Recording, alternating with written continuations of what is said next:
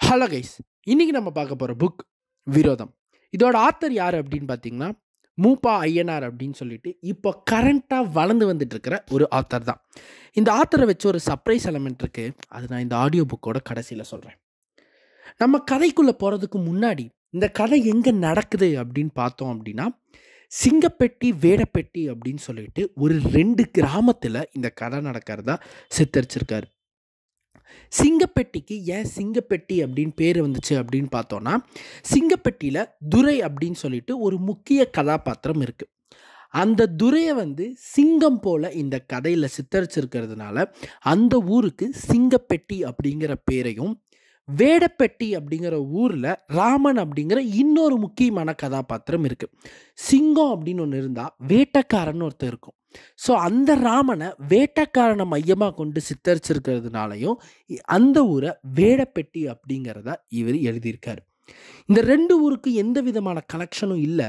ஆனால் இந்த 2 ஊருமே ஒரு திருநெல்வேலி மாவட்டத்தில் தான் நடக்குது. இன்னொரு டிஸ்க்ளைமர், இந்த கதை உண்மை சம்பவங்களை பேஸ் பண்ணி எழுதியிருந்தாலும் இந்த கதையில் வரும் ஊர், கதாபாத்திரம் அனைத்தும் கற்பனையே.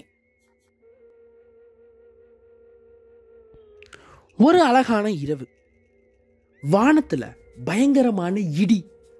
அதே இடி ராமனோட மனதிலையும் கேட்டுட்டே இருக்கு. ஒரு காட்டுக்குள்ள ராமன் இருக்கான். என்னாச்சு அப்படின்னு பார்த்தோன்னா அவனோட கையில் இரத்தக்கரை நிரம்பி வழிகிற ஒரு கத்தி இருக்கு. எங்கே போகிறது அப்படின்னு தெரியாமல் திண்டாடி கொண்டிருக்கிறான் ராமன். திடீர்னு ஒரு போலீஸோட சைரன் சத்தம் கேட்குது. எங்கே போகிறதுன்னு தெரியாமல் காட்டுக்குள்ளே பதுங்குறான். ஆனால் பயப்படவில்லை. எப்போவுமே பதுங்குறதுக்கும் பயப்படுறதுக்கும் நிறைய வித்தியாசம் இருக்குது. அப்படியே இந்த சைடு பார்த்தோம் அப்படின்னா சிங்கப்பெட்டி ஊருக்குள்ள ஒரு சில மக்கள் கடைகள் எல்லாம் இழுத்து மூடி அடித்து உடைக்கிறாங்க. அப்போ ஒரு வயசான ஒரு பெரியவர் ஏன்பா என்னாச்சு, எதுக்காக இந்த கடையெல்லாம் உடைக்கிறீங்க அப்படின்னு கேட்குறாரு. அப்போ ஒரு வியாபாரி துரைய மார்க் போட்டாங்க அப்படின்னு சொல்கிறார். யார் இந்த விபூதி குங்குமம்லாம் சப்ளை பண்ணிருந்தானே அவனா அப்படின்னு அந்த பெரியவர் கேட்குறாரு. அந்த வியாபாரியும் ஆமாம் அப்படின்னு சொல்கிறார். இந்த பெரியவருக்கு ஒரே ஷாக்கு. அந்த பையன்தான் எந்த வம்பு தும்முக்கும் போகமாட்டானே, அமைதியான பையனாச்சு அப்படின்னு சொல்லி முடிக்கிறதுக்குள்ள இந்த துரையோட ஒரு சில நண்பர்கள் எல்லாமே பெட்ரோல் எடுத்து அந்த கடை மேலே வீசி அடித்து உடைக்க முயற்சி பண்ணுறாங்க. அப்படியே இந்த சைடு வந்தோன்னா அதே சிங்கப்பெட்டி ஊருக்குள்ள ஒரு தனியார் மருத்துவமனையில் மக்கள் எல்லாம் ஒன்று கூடியிருக்காங்க. ஆப்ரேஷன் தியேட்டர்லேருந்து டாக்டர் வெளியே வர்றாரு. துரைய முதுகில் குத்தி இருக்காங்க, இப்போ எந்த பிரச்சனையும் இல்லை, நாளைக்கு நீங்கள் வீட்டுக்கு கூட்டிகிட்டு போகலாம் அப்படின்னு சொல்கிறாரு. இப்போ இங்கே என்ன நடக்குது, துரை யார், ராமன் யார், இதெல்லாம் தெரிஞ்சுக்கணுன்னா நம்ம கதையிலேருந்து இன்னும் கொஞ்சம் பின்னாடி போகணும். 2022. என்னடா கதைக்கு பின்னாடி போகலான்னு சொல்லிட்டு ரொம்ப முன்னாடி போயிட்டே அப்படின்னு நீங்கள் நினைக்கிறது எனக்கு புரியுது. வரேன். 2022 கணேசன் அப்புறம் அவரோட நண்பரான குமாரும் டீ கடையில் உட்காந்து டீ குடிச்சிட்ருக்காங்க. குமார் ஒரு பத்திரிகையாளர் மற்றும் ஒரு கதையாசிரியர். அவருக்கு ஒரு கதை வேணும் அப்படிங்கிறதுக்காக சிங்கப்பெட்டி அப்படிங்கிற ஊரில் அவரோட ஃப்ரெண்டு வீட்டுக்கு வந்திருக்காரு குமார். இந்த கணேசனும் நான் கதை சொல்கிறேன் அப்படின்னு டீ கடை கூட்டு வந்துட்டு கதையே சொல்லாமல் ஜாலியாக இருக்கார். இந்த குமார் கொஞ்ச நேரம் பொறுமையாக பார்த்துட்டு டென்ஷன் ஆகிட்டு, என்னடா நீ கதையே சொல்ல மாட்டீரா அப்படின்னு கேட்குறாரு. அப்போ கணேசன், நான் ஒருத்தரோட கதை சொல்கிறேன், அவரோட கதையை கேட்டால் உனக்கு ஒரு ஐடியா கிடைக்கும் அப்படின்னு சொல்லிட்டு இந்த துரையோட கதையை சொல்ல ஆரம்பிக்கிறார். இப்போ நம்ம 2019க்கு வருவோம். இந்த துரை யார் அப்படின்னு பார்த்தீங்கன்னா ஒரு துடிப்பான ஒரு இளைஞர். 2019 அவருக்கு 25 வயசு. அப்போது இந்த வருஷம் எத்தனை வயசு இருக்கும், வேணாம் நான் வேற மேக்ஸில் வீக்.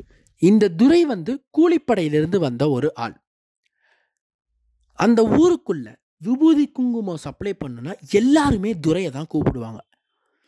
மக்கள் மத்தியில் துரைக்கு பயங்கரமான ஒரு மவுஸ் இருக்குது. என்ன அப்படின்னு பார்த்தோம்னா துரை சம்பாதிக்கிற பணத்தில் பாதி பணம் ஏழை மக்களுக்காக தானம் செஞ்சிருவார். இந்த ஒரு விஷயத்தினாலேயே துரை கிட்ட மக்களுக்கு ஏராளமான அன்பு கொட்டி வலியும். மக்கள் மனசில் ஈஸியாக இடம் பிடிச்சிட்டாரு இந்த துரை. துரைக்கு எந்த விதமான கெட்ட பழக்கமும் கிடையாது. அதே சமயத்தில் தன்னோட நண்பர்கள் தன்னை சுற்றி இருக்கிறவங்களையும் எந்த விதமான கெட்ட வழியிலையும் போகாமல் பத்திரமா பாதுகாப்பார் துரை. துரைக்கு குடும்பம் கிடையாது, அப்பா மட்டும்தான். தன்னோட அப்பா இறந்ததுக்கு அப்புறமும் நண்பர்கள் தான் அவருக்கு குடும்பமே. சாமி மேலே அதிகமாக பக்தியுடைய ஆள் தான் ஒரு துரை. இப்படி இருந்த துரையோட சாம்ராஜ்யம் ஒரு நாள் சறுக்குச்சு. யாரால அப்படின்னு பார்த்தோன்னா அவன் பேர் தான் ராமன். இரண்டாவது சிங்கத்தின் கதை.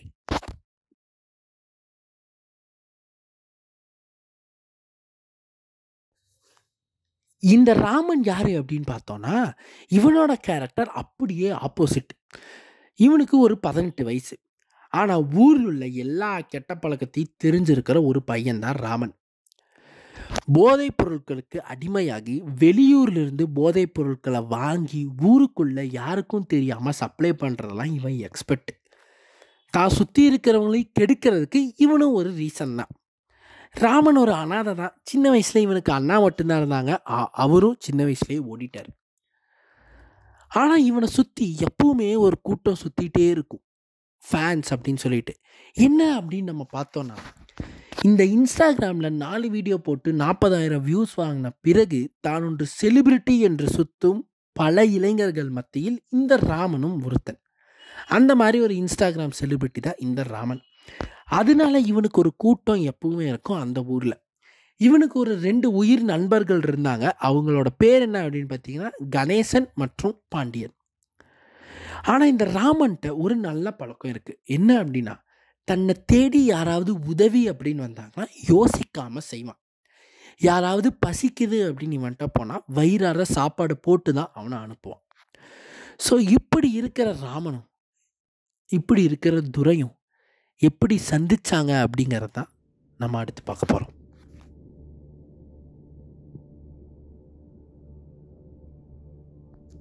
இவங்க 2 பேருமே வேறு வேறு ஊர். 2 ஊருமே திருநெல்வேலி மாவட்டத்தில் தான் இருந்தாலுமே இவங்க 2 பேரும் மீட் பண்ணுறதுக்கான சான்சஸ் 0.0000. ஆனாலுமே மீட் பண்ணாங்க. எப்படி அப்படின்னா, அன்னைக்கு சிவராத்திரி. இந்த துரை தான் விபூதி குங்குமம்லாம் சப்ளை பண்ணுறவராச்சே.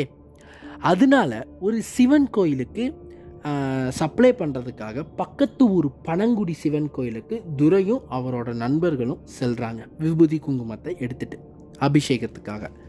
அந்த அன்னைக்கு சிவராத்திரினால பயங்கரமான கூட்டம். மக்கள் எல்லாருமே அந்த கோயிலில் ஜேன்னு இருக்காங்க. 3 மணி நேரத்துக்கு ஒருக்கா அன்னதானம் போட்டுகிட்டே இருக்காங்க. ஒரே சாப்பாடு தான். இந்த பக்கம் பார்த்தா கெட்டி மேலே சத்தம் காதில் ஒழிச்சுக்கிட்டே இருக்கு. அதே கோயிலுக்கு தான் ராமனும் வந்திருக்கான். ராமன் பக்கத்தில் இருக்கிற சின்ன குழந்தைங்கள எல்லாத்தையுமே கேலி செஞ்சுட்டு விளையாண்டுட்டு இருக்கான். தன்னோட நண்பர்கள் சீக்கிரம் போடா, அடுத்த கோயிலை நம்ம வேற சுற்றி பார்க்கணும், டைம் ஆச்சு, இதை சீக்கிரம் சுற்றி பாரு அப்படின்னு சொல்கிறாங்க. ராமனும் சரி அப்படின்னு சொல்லிட்டு கிளம்புறான். அப்போது ராமனுக்கு பின்னாடி அந்த ஃபேன்ஸ்ன்னு சொன்னனே ஒரு 2-3 பேர் ஃபேன்ஸ் அப்படின்னு சொல்லி பின்னாடியே வராங்க. இது ராமனுக்கு ஒன்றும் புதுசு இல்லை அப்படிங்கிறதுனால அவன் ஒன்றும் பெருசாக எடுத்துக்கல. ராமன் கோயிலை இடது பக்கமாக சுற்றி வரான். துரை கோயிலை வலது பக்கமாக சுற்றி வரான். அங்கே இருக்கிற கூட்ட நெரிசலில் ராமனோட கைப்பட்டு துரையோட வேட்டி அவுந்துருது. இதை பின்னாடி வந்து ஒரு 2 பேர் ஃபேன்ஸ் அப்படின்னு சொன்னேன் இல்லையா, அவங்க வீடியோ எடுத்து இன்ஸ்டாகிராமில் அப்லோட் பண்ணிட்டாங்க. ராமனோட நண்பர்கள் எகிற, துரையோட நண்பர்கள் எகிற, அங்கே ஒரு பிரச்சனை வர மாதிரி இருக்கு. ஆனால் துரை வந்து பிரச்சனை பண்ணாதீங்கடா, என் மேலே தான் தப்பு, நான் தப்பாக சுற்றி வந்துட்டேன் அப்படின்னு சொல்லிட்டு வேட்டியை எடுத்து மடித்து கட்டிட்டு போகிறார் அவரோட வேலையை பார்க்க. ராமனும் இதை ஒன்று பெருசாக எடுத்துக்கல. அவனும் சாமி கும்பிட போயிட்டான். துரையும் பெருசாக எடுத்துக்காமல் கடந்து போயிட்டார். ஆனால் அந்த ஃபேன்ஸ் வந்து ரெக்கார்ட் பண்ண வீடியோ இருக்கு இல்லையா, அதை வந்து ஊர் முன்னாடியே இன்ஸ்டாகிராமில் லைவாக அப்லோட் பண்ணிட்டா நிறையா பேர் பார்த்துட்டாங்க. அதுவும் எப்படி அப்படின்னா, துரையை வந்து ஒரு கோமாளி மாதிரி சித்தரித்து அப்லோட் பண்ணிட்டான். இதனால ஏதாவது விளைவுகள் வருமா அப்படின்னு நம்ம யோசிச்சுட்டு இருக்கும் போது தான் ஒரு போர் ஆரம்பிக்குது.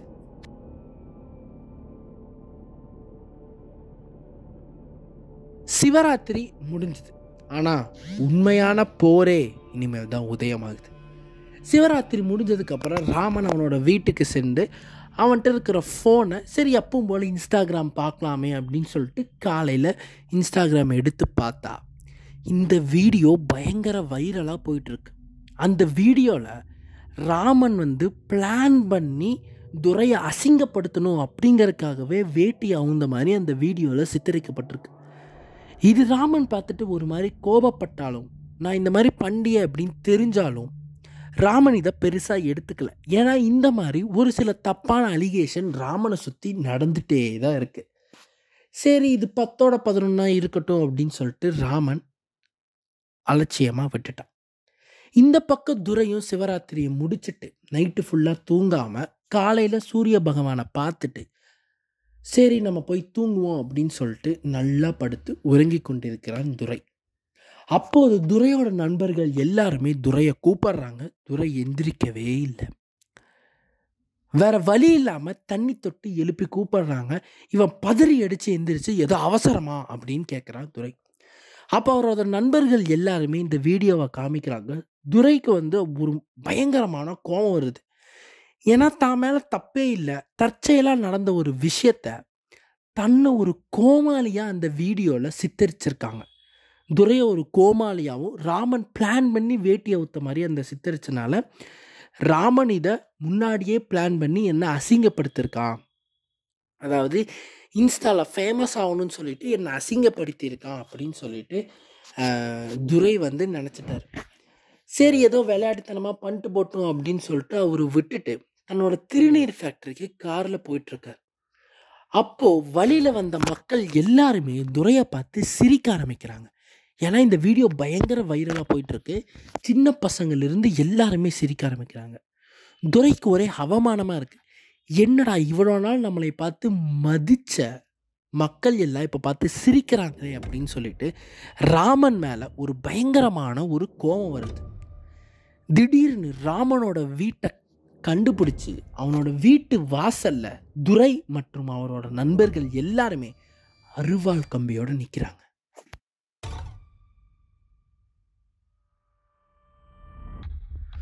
துரை மற்றும் அவங்களோட நண்பர்கள் எல்லாருமே வீட்டு வாசலில் நின்றுட்டு ராமனோட பேரை கத்தி கூப்பிட்றாங்க. ராமனும் வீட்டை விட்டு வெளியே வரான். யார் நீங்கள், என்ன வேணும் அப்படின்னு ராமன் கேட்க இவங்க நண்பர்கள்லாம் சேர்ந்துட்டு பண்ணுறதையும் பண்ணிட்டு தெரியாத மாதிரி பேசாதரா அப்படின்னு சொல்கிறாங்க. ராமனுக்கு என்ன நடக்குது, இவங்கெல்லாம் யாருன்னே புரியல. அவங்க எல்லாருமே அவங்களுக்குள்ளே பேசிக்கிறாங்க. உன் மேலே எத்தனை கேஸ் இருக்குது தெரியுமா, போலீஸ் கேஸு, இந்த கேஸையும் உன் மேலே எழுதட்டுமா அப்படின்னு பேசுகிறாங்க. ராமனுக்கு பயம் வர ஆரம்பிச்சிருச்சு. கடைசியாக துரை பேசுகிறாரு, நீ எனக்கு பண்ணதை நானும் உனக்கு பண்ணுவேன் அப்படின்னு சொல்லிட்டு அந்த இடத்த விட்டு எல்லாருமே கிளம்புறாங்க. ராமனுக்கு இவங்க யார் என்ன பேசுகிறாங்கன்னே புரியாமல் இருக்கும்போது ராமனோட நண்பர்கள் எல்லாமே வராங்க. யார் அவனுங்க அப்படின்னு கேட்கும்போது அதில் ஒருத்தனோட அடையாளம் சொல்கிறேன், அவனை வச்சு அவனோட ஊர் எது அப்படிங்கிற மாதிரி, ஊர் என்ன பண்ணுறான் அப்படிங்கிற மாதிரி கண்டுபிடிக்க முடியுமா அப்படின்னு சொல்லு அப்படின்னு சொல்கிறான். சரி சொல்லு அப்படிங்கும்போது ராமன் வெள்ளை முடி வச்சுருந்தான், வாயில் வெத்தலை பாக்கு போட்டிருந்தான், அவனோட ஊரு கூட ஏதோ சிங்கப்பெட்டி அப்படிங்கிற மாதிரி அவங்களுக்குள்ளே பேசிகிட்டு இருந்தாங்க அப்படின்னு சொல்கிறான். அவனோட நண்பர்களும் சரி இதை வச்சு நாங்கள் கண்டுபிடிச்சிட்டு வரோம் அப்படின்னு சொல்லிட்டு கிளம்புறாங்க. நம்மளால தான் போதைப் பொருட்களுக்கெல்லாம் அடிமையாச்சு. சரின்னு சொல்லிட்டு ரூமுக்கு போய் ஒரு போதை மருந்தை எடுக்கிறான். போதை தலைக்கேறி என்ன பண்ணுறதுன்னு தெரியாமல் போதையில் சுற்றிட்டு இருக்கான் ராமன். இந்த பக்கம் துரையோட நண்பர்கள்லாம் அண்ணே நம்ம மறுபடியும் விட்ட தொழிலை மறுபடியும் தொடர மாதிரி இருக்குது, ஏதோ சின்ன பையன் தெரியாமல் பண்ணிட்டான் விடுங்களேன் அப்படின்னு சொல்லிட்டு துரை சுற்றி இருக்கிறவங்களும் அவங்களோட நண்பர்களும் அட்வைஸ் பண்ணுறாங்க. துரையும் கொஞ்ச நேரம் கழித்து நம்ம பண்ணுறது தப்பு தான் போல் அப்படின்னு ரியலைஸ் பண்ணுறார். இவர் ரியலைஸ் பண்ணி முடித்ததுக்கப்புறம் இன்னொரு பக்கத்தில் பிரச்சனை ஆரம்பிக்குது. என்னன்னா ராமனோட நண்பர்கள் ராமனுக்கு நிறையா டைம் கூப்பிட்டு எடுக்காதனால நம்மளால தான் போதையில் இருந்தார் இல்லையா, ராமனோட வீட்டுக்கே டைரெக்டாக அவன்கிட்ட ஒரு செய்தியை சொல்கிறாங்க. என்ன அப்படின்னா, உன்னோட இன்ஸ்டாகிராம் அக்கௌண்ட் பேன் ஆயிடுச்சு அப்படின்னு சொல்கிறாங்க. ராமனுக்கு ஒரே பதட்டம், அதே சமயத்தில் பயம். என்னன்னு சொல்லிட்டு அவனோட ஃபோன் எடுத்து பார்த்தா அவனோட அக்கௌண்ட் வந்து பேன் ஆகிருக்கு, இன்ஸ்டாகிராம் அக்கௌண்ட். ராமனுக்கு என்ன பண்ணுறதுன்னே தெரியல. ஏன் அப்படின்னா அவனோட பொழப்பே இதை நம்பி தான் இருக்குது. இதனால் ஊரில் ஒரு பேரை சம்பாதிச்சு வச்சிருக்கான். இப்போ அதே இல்லைங்கும் போது இவன் என்ன பண்ணுவான் அப்படிங்கிறது தெரியாமல் முழிச்சிட்ருக்கான் ராமன். அந்த நண்பரில் ஒருத்தன் எல்லாத்துக்கும் துரதா காரணமாக இருக்கும், ஊருக்குள்ளே விசாரிச்சிட்டேன், சிங்கப்பெட்டி அப்படின்னு சொல்கிறாங்க, அங்கே வந்து ஏதோ விபூதி குங்குமம்லாம் சப்ளை பண்ணிகிட்ருக்கான், ஆனால் இதுக்கு முன்னாடி கூலிப்படையில் இருந்திருக்கான், அவன் வேலையாக கூட இருக்கலாம் அப்படின்னு ஏற்றி விட ராமனுக்கு துரதான் இதெல்லாம் பண்ணுறான் அப்படின்ட்டு உறுதியாக தப்பாக முடிவெடுத்துட்றான். அந்த முடிவு எந்த அளவுக்கு போகுது அப்படின்னா துரையை கொல்லணும் அப்படிங்கிற அளவுக்கு பிளான் போடுற அளவுக்கு போகுது.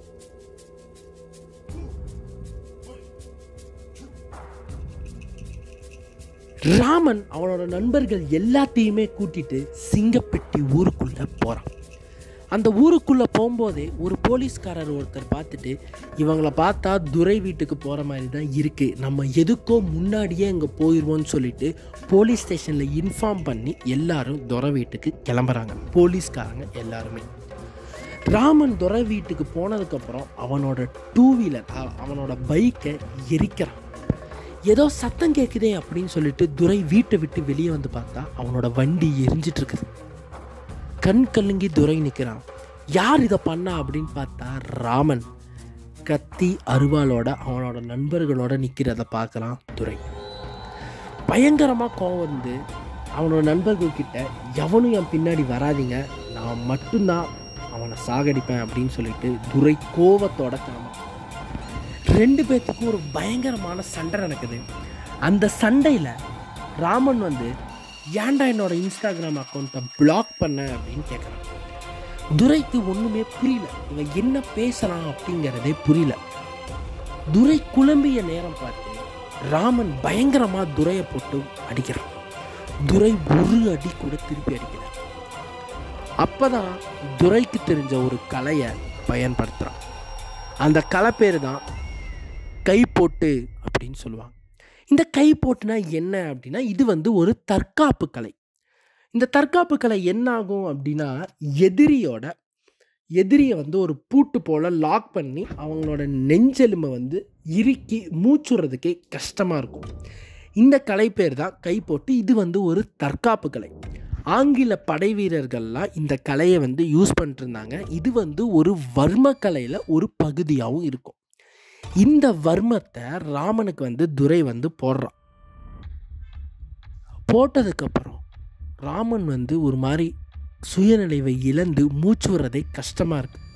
அந்த சமயம் பார்த்து போலீஸ்காரங்க எல்லாருமே வந்து 2 பேர்த்தையுமே அரெஸ்ட் பண்ணி போலீஸ் ஸ்டேஷனுக்கு கூப்பிட்டு போகிறாங்க. நான் முன்னாடியே சொன்ன மாதிரி துரைக்கு ஊர் மக்கள் மத்தியில் பயங்கரமான செல்வாக்கும் ஒரு மரியாதையும் இருக்குது. அதே தான் போலீஸ்க்கும். அதனால துரையை சீக்கிரமாகவே ரிலீஸ் பண்ணிடுறாங்க. ராமன் கண்முழிச்சு பார்த்தா துரை இல்லை போலீஸ் ஸ்டேஷனில். அப்போது ஒரு போலீஸ்காரர் அவன்கிட்ட கரண்ட்டாக இருந்துக்க, இப்போ தான் கொஞ்சம் இந்த மாதிரி இருக்கான், 5 வருஷத்துக்கு முன்னாடி அவன் வேறு மாதிரி இருந்தான், அவன் ஒரு கிறுக்கன், பார்த்து இருந்துக்கோ அப்படின்னு சொல்லிட்டு விடுறாரு. ராமன் வந்து அந்த சிங்கப்பட்டி ஊருக்குள்ள துரையை பற்றி விசாரிச்சாதான் தெரியுது, அவன் ஒரு கூலிப்படையிலேருந்து வந்திருக்கான். 5 வருஷத்துக்கு முன்னாடி எவ்வளோ மோசமாக இருந்தான், இப்போ எப்படி அவன் மாறி இருக்கான் அப்படின்னு தெரிய வருது. இதுக்கப்புறம் ராமனுக்கு துரை மேலே பயம் வர ஆரம்பிக்குது. அப்படியே நம்ம இந்த பக்கம் பார்த்தோம்னா துரையோட சொந்தக்காரங்க துரைட்ட வந்து, நீ அடிக்கலாம், அவன் நேரம் எந்திரிச்சிருக்கவே மாட்டான், ஸோ பயப்படாம இரு அப்படின்னு சொல்கிறாங்க. அவ்வளோதானே, கதை முடிஞ்சுது அப்படின்னு நினைப்பீங்க. அதுதான் இல்லை.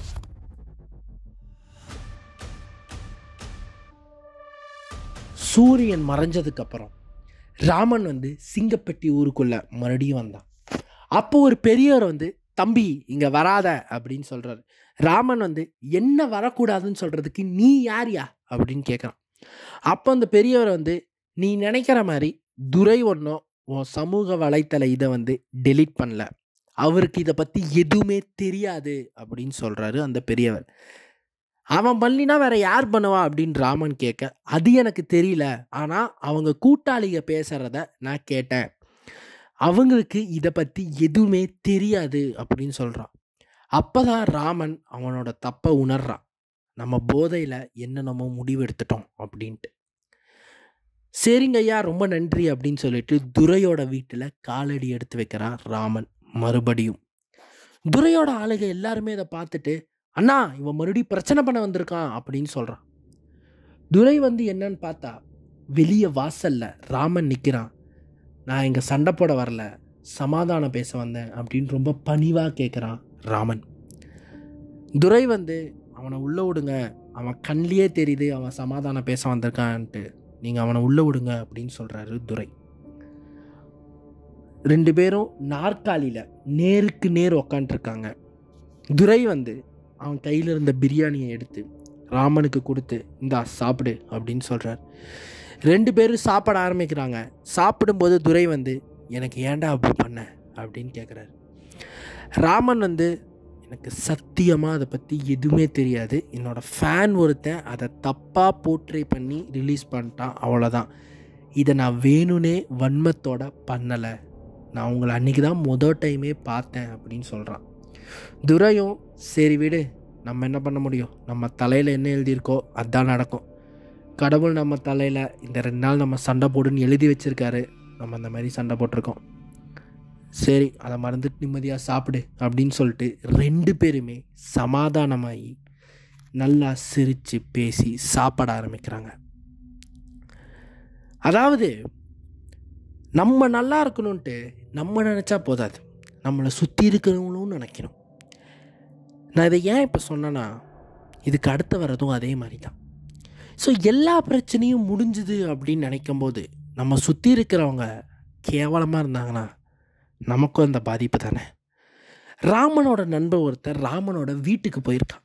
ராமன் இல்லை அப்படின்னு தெரிஞ்சதுக்கப்புறம் இவன் கண்டிப்பாக துரைய கொல்ல தனியாக போயிருக்கான் அப்படின்ட்டு இவனே தப்பாக ஒரு புரிதலோட அவனோட கூட்டாளிகள் எல்லாத்தையுமே கூட்டிட்டு, வாங்க நம்மளும் போய் துரைய கொல்லுவோம் ராமனுக்கு உதவியா அப்படின்னு சொல்லிட்டு கத்தி எல்லாம் எடுத்துகிட்டு போகிறாங்க குரூப்பாக. இவங்க குரூப்பு வரதை பார்த்த துரையோட ஆளுக அவங்களும் கத்தி கம்பை எடுத்து 2 குரூப்புமே சண்டை போட ஆரம்பிக்கிறாங்க. இந்த சத்தத்தை கேட்டு சாப்பிட்டு இருந்த 2 பேரும் வெளியே வந்து பார்த்தா 2 பேரும் பயங்கரமாக அடிச்சிட்டு இருக்காங்க. துரை பயங்கர கோவத்தோட ராமன்ட்ட, சமாதானம் பேச வரதான்டா சொன்னேன் அப்படின்னு சொல்லும்போது, ஐயோ துரை எனக்கு எதுவுமே தெரியாது, இந்த முட்டா பசங்க அவசரப்பட்டு வந்துட்டாங்க, நான் சொல்லி நிறுத்திக்கிறேன் அப்படின்னு சொல்லும்போது அந்த கூட்டத்தில் ஒருத்தன் கத்தியை வந்து ராமனுக்கு வீசுகிறான். இந்த கத்தியை வச்சு அவனுக்கு கொல்லு அப்படின்னு. ராமன் வந்து, டேய் நான் கொல்ல வரலடா, சமாதானம் பேசதாண்டா வந்தேன், நீங்கள் தயவு செஞ்சு இப்போ கிளம்புங்கடா அப்படின்னு சொல்கிறான்.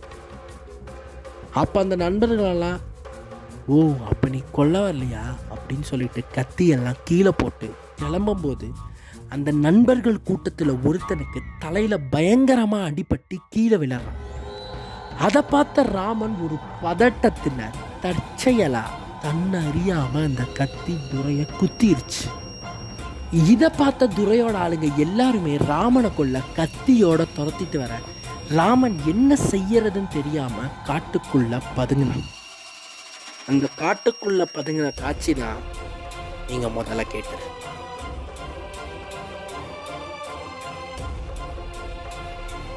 அந்த நைட் சந்திர கிரகணம் வேற. டாக்டர் வந்து துரைக்கு ட்ரீட்மெண்ட் பார்த்து முடிச்சுட்டு வெளியே வந்து அவங்களோட நண்பர்கிட்ட, முதுகில் குத்திருக்காங்க, ஆனால் பயப்பட வேண்டாம், ஒரு 2 நாள் ஹாஸ்பிட்டலில் இருக்கிற மாதிரி வரும், அதுக்கப்புறம் நீங்கள் வீட்டுக்கு கூப்பிட்டு போயிடலாம் அப்படின்னு சொல்லிட்டு கிளம்பிடுறாரு. இந்த பக்கம் பார்த்தா ராமன் துரையோட நண்பர்களுக்கு பயந்து காட்டு பகுதிக்குள்ளே ஓரமாக ஒதுங்குறான். அப்போ அவன் கண்ணில் ஒரு குகைப்படுது. ஓடி வந்த அசதி காரணமாக சரி அந்த குகைக்குள்ளே போய் கொஞ்ச நேரம் கண்ணசைக்கிறான் ராமன். ராமனுக்கு எப்பவுமே போதைப் பொருட்கள் எடுக்கும்போது தான் நிம்மதியான தூக்கம் வரும். ஆனால் இன்னைக்கு அது எதுவுமே இல்லாமல் ராமன் தூங்க ஆரம்பிக்கிறான். சரி, இந்த ராமன் எதனால இந்த போதைக்கு அடிமையானா அப்படின்னு பார்த்தோன்னா, ராமனுக்கு அப்போ 7 வயசு. அவனும் அவனோட அண்ணனும் சின்ன வயசில் ஒரு ஆசிரமத்தில் வளர்ந்துட்டு வந்தாங்க. இவங்க 2 பேர்த்துக்குமே அப்பா அம்மா கிடையாது. ஆனால் ஒரு நாள் ராமன் கிட்ட சொல்லாமல் கொள்ளாமல் அவனோட அண்ணன் அந்த ஆசிரமத்தை விட்டு ஓடிட்டார். எதனால அப்படின்னு பார்த்தோன்னா, அந்த ஆசிரமத்தில் நிறையா குழந்தைகளை துன்புறுத்த ஆரம்பித்தாங்க. இதை தாங்க முடியாத அவர் அண்ணன் ஓடிட்டார். இதை தெரிஞ்ச அந்த ஆசிரமத்தோட ஓனர் ராமனையுமே அதிகமாக துன்புறுத்த ஆரம்பிக்கிறார். ஒரு கட்டத்துக்கு மேலே இவனாலையும் தாங்க முடியல, ஓடி வந்துட்டான். அதுக்கப்புறம் அவங்க அண்ணனை தேடாத ஊர் இல்லை. அவங்க அண்ணன் உயிரோட இருக்கானா இல்லையான்னு கூட இப்போ வரைக்கும் அவனுக்கு தெரியல.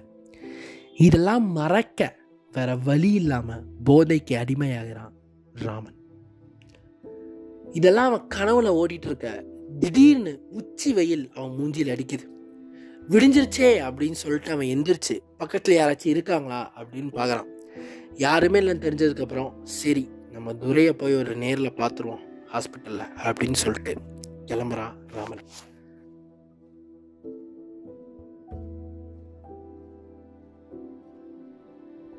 துரையை பார்க்கறதுக்காக ராமன் உச்சி வெயிலில் கால் சூட்டோட எல்லாத்தையும் தாங்கிட்டு ஆஸ்பத்திரிக்கு போகிறான். போய் பார்த்தா துரையோட நண்பர்கள் அவனை உள்ளேயே விடல. டேய், உன் பிளான் என்னன்னு எனக்கு நல்லா தெரியும், நீ இப்போவே வெளியே போயிரு அப்படிங்கிற மாதிரி சொல்கிறாங்க. ராமன் எவ்வளவோ முயற்சி பண்ணுறான். என் மேலே தப்பு இல்லை, அது என் நண்பர்கள் தப்பாக புரிஞ்சுட்டாங்க, நான் வேணால் மன்னிப்பு கேட்குறேன், நான் இப்போ சமாதானம் பேச தான் வந்திருக்கேன் அப்படின்ட்டு. இந்த செய்தி துரை காதுக்கு போய் துரையோட குரல் அந்த ரூம்லேருந்து வெளியே வருது. ராமனை உள்ளே வர சொல்லுங்க அப்படின்ட்டு. ராமனும் அந்த ரூம்குள்ளே போகிறான். ஒரு நாற்காலியில் உக்காடுறான். துரை எனக்கு எல்லாமே புரியுது, நீ எதுவுமே பேச வேண்டாம், எல்லாமே விதிப்படி தான் நடக்கும், நீ இது பண்ணல எனக்கு நல்லாவே தெரியும், இது தற்செயலாக நடந்த விஷயம்னு சொல்லிட்டு நம்ம 2 பேரும் மறந்துடுவோம். நான்லாம் சின்ன வயசுலேயே செத்துருக்க வேண்டியவன், இவ்வளோ தூரம் உயிர் வாழ்ந்ததே என்னால் நம்ப முடியல, என் தம்பியை வேற நான் சின்ன வயசுலேயே தொலைச்சிட்டேன் அப்படிங்கிற மாதிரி சொல்கிறார். என்ன சொல்கிறீங்க அப்படின்னு ராமன் கேட்குறான். துரை ஆமாம், நான் சின்ன வயசில் ஒரு ஆசிரமத்தில் இருந்தேன், என் தம்பியும் என் கூட தான் இருந்தான், நான் அந்த ஆசிரமத்திலேருந்து ஓடி வந்துட்டேன், இப்போ அவன் எங்கே இருக்கானோ என்ன பண்ணுறானோ எனக்கும் தெரியல அப்படிங்கிற மாதிரி சொல்ல ராமன் கண்ணிலிருந்து தண்ணி வர ஆரம்பிக்குது. நீங்கள் தான் என்னோட அண்ணனா அப்படின்ட்டு ராமன் கேட்குறான். துரைக்கு ஒன்றுமே புரியாமல் என்ன சொல்கிற அப்படின்னு கேட்கும்போது, ராமன், உங்களை நான் முதல் டைம் பார்க்கும்போதே எங்கேயோ பார்த்த மாதிரி இருக்குன்னு நினச்சேன் அப்படின்னு சொல்லிட்டு அவனோட கதை எல்லாத்தையுமே சொல்கிறான். 2 பேருமே கண் கலங்கி அவங்களோட உறவை ஆரம்பிக்கிறாங்க, விட்டு போன உறவை. சமாதானமாகி ஒரு வழியாக ராமனும் அவனோட கெட்ட பழக்கத்தை எல்லாத்தையுமே விட்டுட்டு, அவங்களோட நண்பர்கள் கூட்டாளிகள் எல்லாத்தையுமே விட்டுட்டு, துரை இல்லை அவரோட அண்ணனோட சேர்ந்து ராமனும் விபூதி குங்குமம் பிஸ்னஸில் சேர்ந்து 2 பேருமே சேர்ந்து சப்ளை பண்ண ஆரம்பிக்கிறாங்க.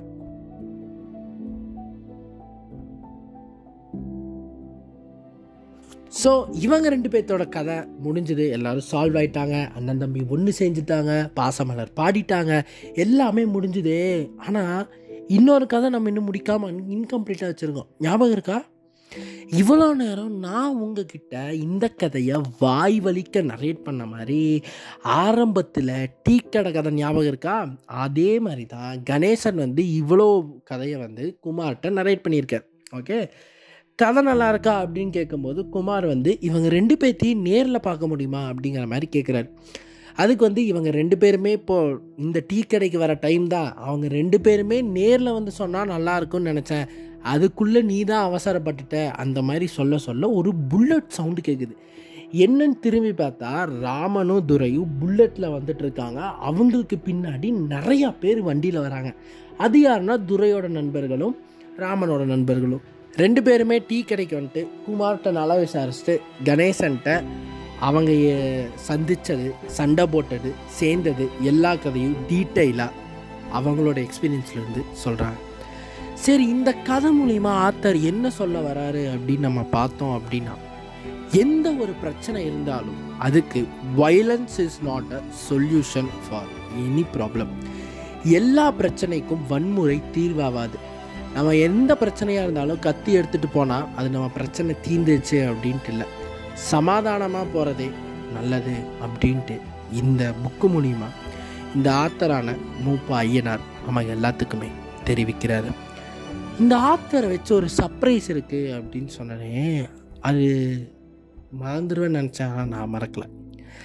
என்ன அப்படின்னா, இவர்னு பேசினேன்ல, அது மரியாதை காரணமாக தான் பேசினேன். ஏன்னா இந்த மூப்பா ஐயனாரை எனக்கு கடந்த ஒரு 2 வருடங்களாகவே நன்றாக தெரியும். ஸோ அதனால் அவன் இவன்னு பேசினா நல்லா இருக்காது. அதனால தான் நான் ஆத்தர் அப்படின்ட்டு மரியாதையோடு பேசுகிறேன். இல்லைன்னா இவனுக்கு நான் மரியாதை கொடுத்துருக்க மாட்டேன்.